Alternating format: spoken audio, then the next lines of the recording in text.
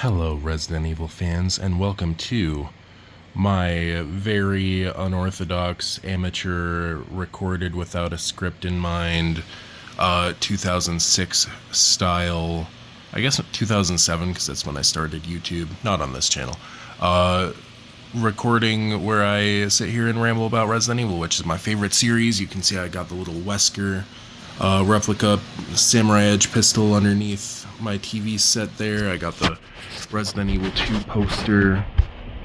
Frickin' holy cow, I zoomed in too much. That's my husband King right there. Let me see. I'm so unk. There's the RE2 poster. I got RE5 for Chris and Jill. Love them. Third favorite game of all time, right behind Dead Rising 1 and Resident Evil Outbreak being my first favorite game. Speaking of, this is an Outbreak sequel, RE9. I love Resident Evil. It's my favorite series. I got all these posters, blah, blah, blah. I got the Umbrella Corp tattoo on my ring finger because I am literally married to this series, if I could speak. Holy cow. Thanks, COVID. Am I right, Obama? But anyway, I'm pretty much married, practically married, I guess, to be grammatically correct, to Resident Evil. And don't mind my Yu-Gi-Oh recommendations. I'm a little embarrassed. So let me get that off the screen. Oopsie poop. I actually just downloaded Yu-Gi-Oh! Mobile. I forget what exactly it's called because there's like two versions. I think it's called Master Duel, and it's actually like you can play Yu-Gi-Oh! And like you actually collect cards in it. It can be pay to win, but you don't need to pay to win, which I never do. I'm a very proud actual gamer, but I digress. RE9, Cheryl Birkin III is of course returning, and we are all hyped, and we're all like, yas queen, and look at her with her new full-grown independent adult do. It looks like she's going to be doing some Hunnigan-esque roles for Leon.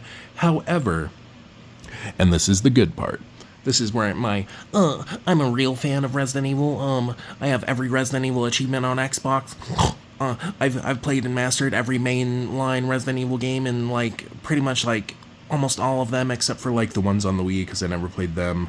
I never beat the first ever Resident Evil, though I did play it, and Umbrella Corps. And I didn't beat the mobile game that just came out because that one was dookie, and I think there might be a trading card game that I didn't play, and then Code Veronica 2, the arcade game that was only like available on like cruise ships, my friend told me about. Those are the only ones I haven't played slash and or mastered without the first slash. I haven't played and slash or mastered those, but I've mastered most Resident Evil games. So with that said, credentials out of the way, I believe that Sherry here is going to be a playable character. I mean, I feel like it would be a waste to have her come back and just kind of just be in a cutscene. And I think this is the juice.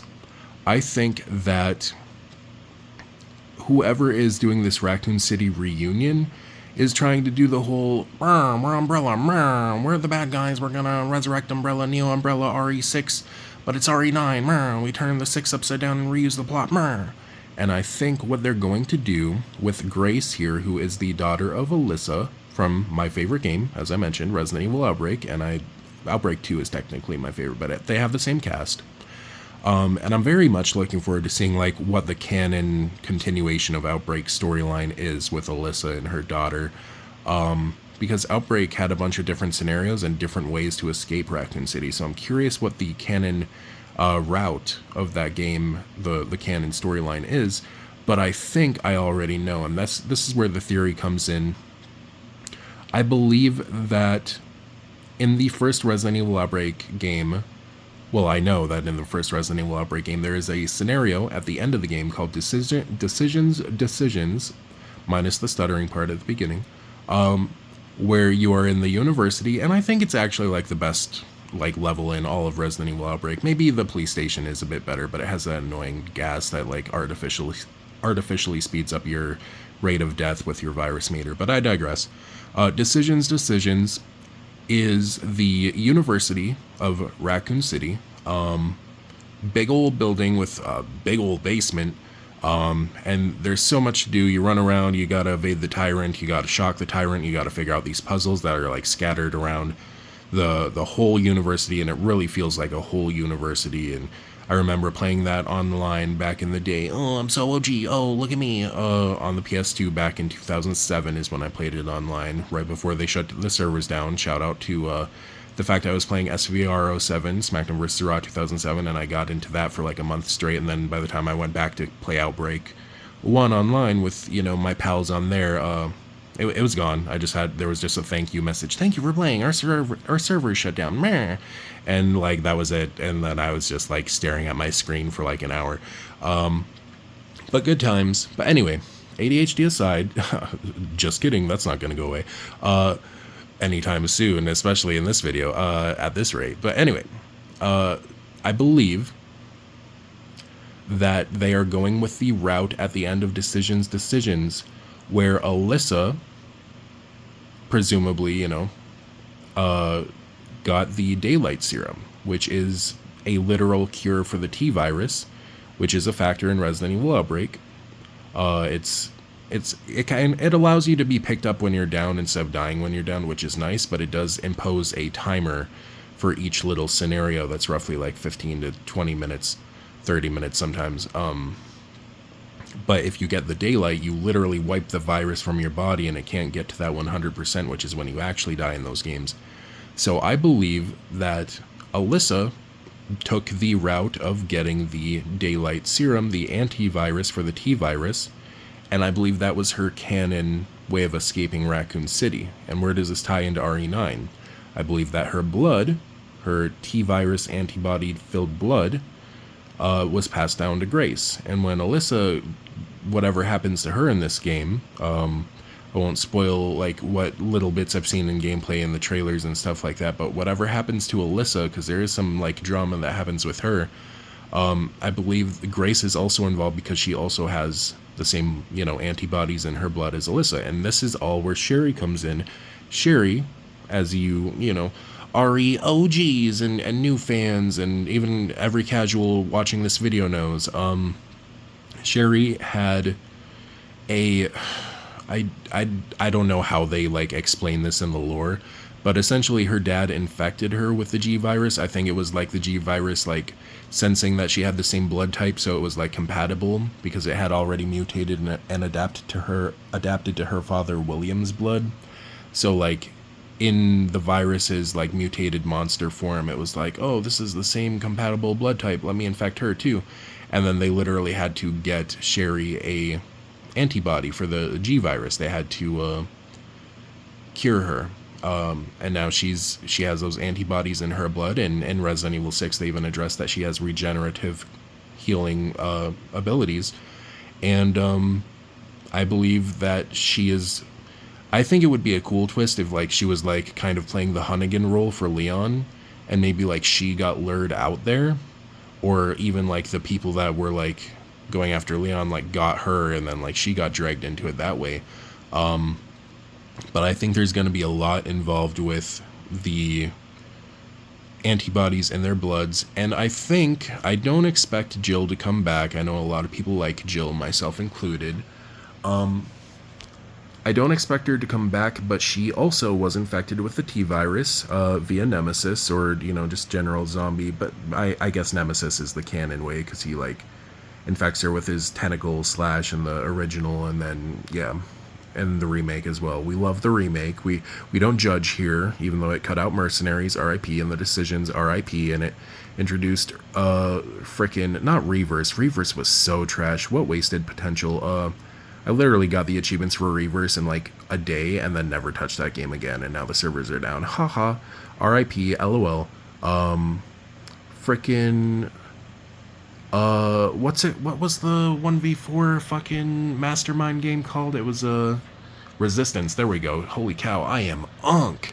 Yeah, they split RE3 into 2 games. They had Resistance, which it would have been better if you couldn't get dragged down by your teammates and you had to have all 4 people to progress to the next area. If they had safe rooms where you couldn't get attacked when you got to the end of the stage, that would have been better. But too many throwers on that game and idlers and people just chilling in the spawn while we're all getting crowded by zombies and attacked at the end of the map waiting for them. That was not it.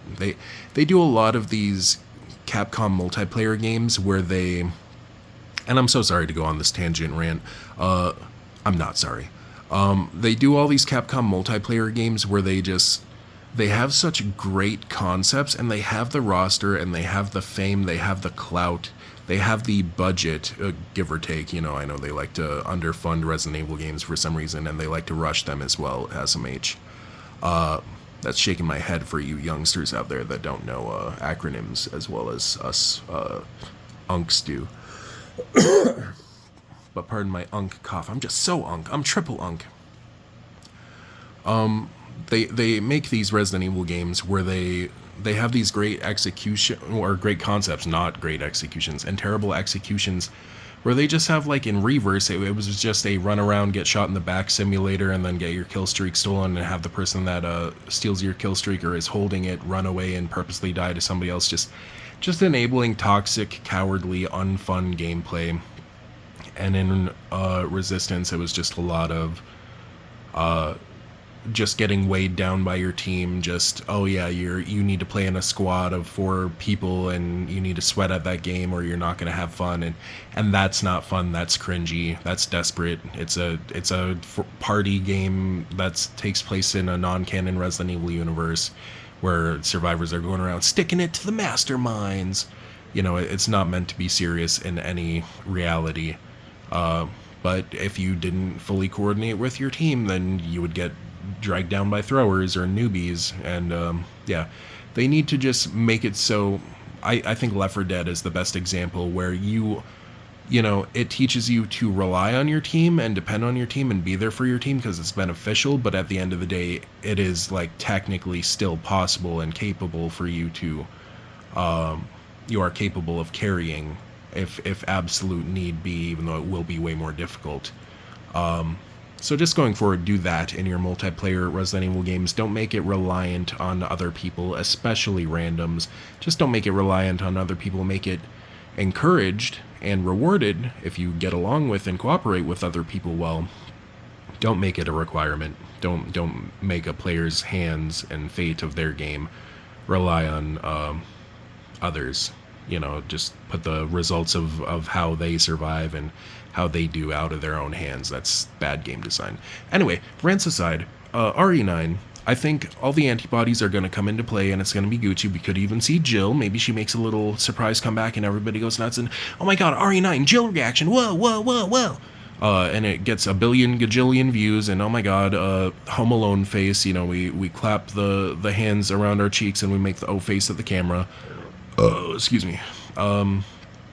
And yeah, I think that would be cool. I'm going to do this game with commentary just to do my live reactions when it comes out, but I wanted to kind of get these thoughts and theories, just a theory, out of the way before the game comes out. So, I'm not like, because I know they like to give the streamers special privileges and early access and all this other cringy, illogical, unfair stuff. So I don't want to be like, oh, I have all these theories, but no way to prove I called it. So I just want to put it out there in case I'm right. It's a low chance I'm right. I know they tend to kind of clickbait with these trailers. Like, every time Chris was a villain, he was a villain in Resident Evil Revelations in the trailer. If you look up, like, the first trailer of that, like, he literally puts his gun to Jill's head and he's like, sorry, Jill, or something like that. And then in frickin' RE6, he was going down his villain arc of, oh, he's drunk Chris and he's just so evil. RE7, he was literally working for Umbrella. RE8, he's literally like killing. He's just a bad man, according to every trailer and intro, like, ever. These days, they love making Chris finally live long enough to become the villain. So who knows how much of this is actually going to translate into the game, like what we're seeing. This doesn't seem too clickbaity. It seems like a lot of Leon hype. I hope there's Jill hype. I already see the Claire, or not Claire, Jesus, Sherry hype, though Claire coming back would be welcome as well.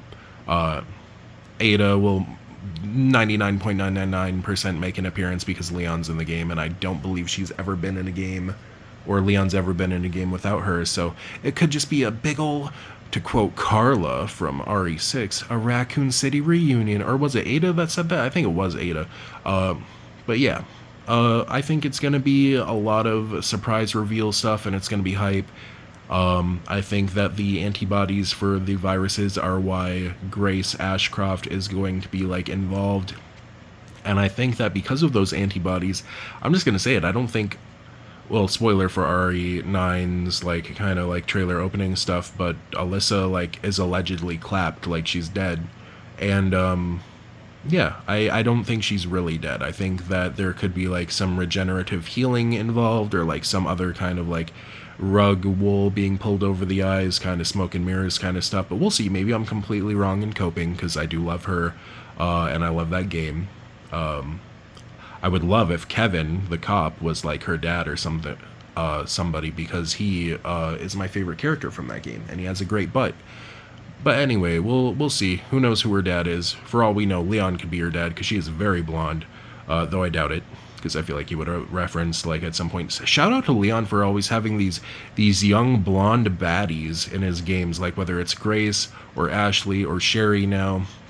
Even though, you know, we got to keep it professional. Let's not go like too crazy with that one, because Sherry was a kid when he met her. So let's calm down, y'all out here twisting my words now.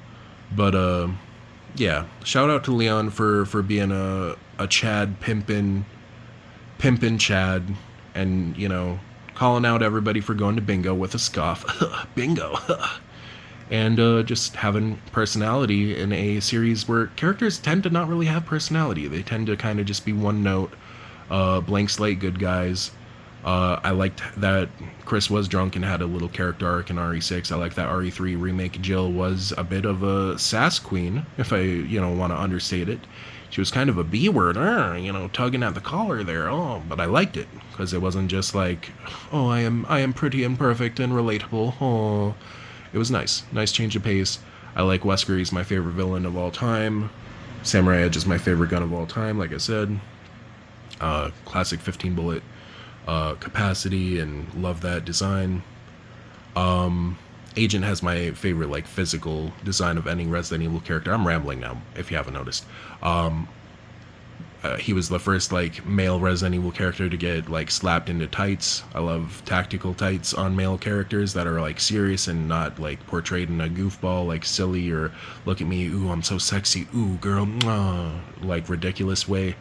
That takes away from the seriousness. So I wish they would have done more with Agent. Hopefully Hunk makes some sort of return, or even if they finally utilized Agent and gave him like a full like name, or disclosed who he was and put him in this game, like just something like, I love the masked tactical boys, I really do. But yeah, those are my thoughts on Resident Evil. I love this series.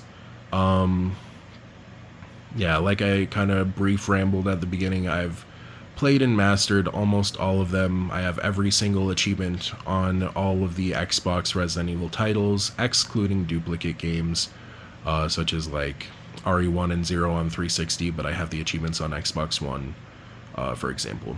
Though I have like both Resident Evil 6 versions, because like I played the hell out of that game in both RE5 and blah blah blah blah blah. Anyway, thank you for watching. I am very excited. If you want to hear me ramble more while also having even more ADHD, ooh, what a selling point, then check out my upcoming RE9 playthrough, where I'm going to be doing just some low quality stream where you hear the buttons on the controller clacking. Ooh, what a good time that sounds like. So I'll see you there. For sure, you're definitely not going to be like, oh, hell nah, fuck that, and dislike this video and click off. No, you're going to be there, you're going to like this video, and you're going to like it! Anyway, thank you for tuning in. Please drop a like, actually. I appreciate it. This humble Resident Evil fan appreciates likes on his videos. Helps me in the, I'm just a meek little unk in the algorithm. Ooh, spare a like, Sonny. Ooh, how about this grandpa here? Ooh.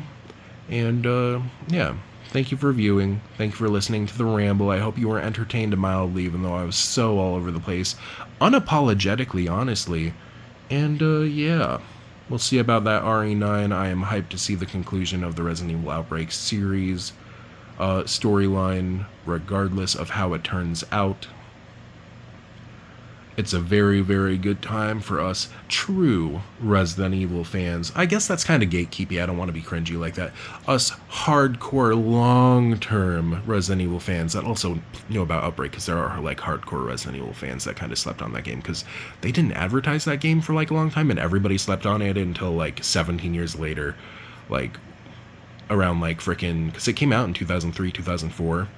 And then like literally like I would say like 11 years later, like 2015 is like around the time they brought back the Outbreak server.org, obsrv.org server, which was a fan made thing. I could be wrong on the date, I probably am, but yeah, you can literally still play it online to this day using that fan made server website, and it's a blessing. I adore them. I have videos on my channel from just a few years back, probably like 8 years ago now. Shirt tug.